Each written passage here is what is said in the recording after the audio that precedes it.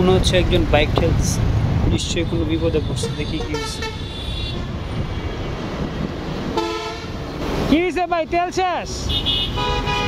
তেল শেষ? আপনি যাবেন কোন দিকে?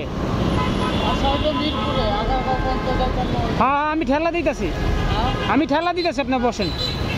আমার বাসাও মিরপুর। আমি আপনাকে তেল দিতাম, আমারটা রিজার্ভে। আমি আপনাকে তেল দিতাম, আমারটাই রিজার্ভে।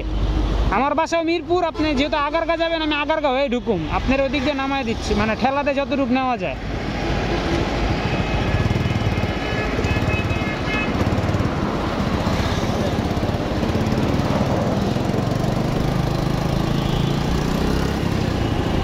ডাইনে কাটেন।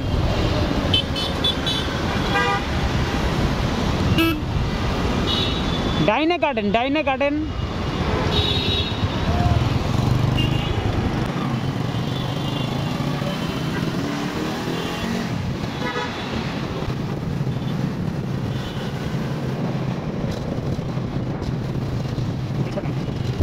আপনার বাসা কি আগারগা? আপনার বাসা আগারগা? ও,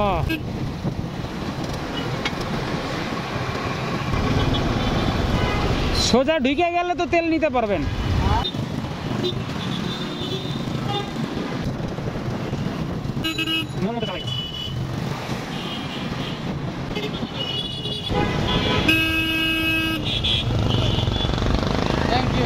যান ঢুকাই দিই। যান, আল্লাহ হাফিজ। থ্যাংক ইউ ভাই।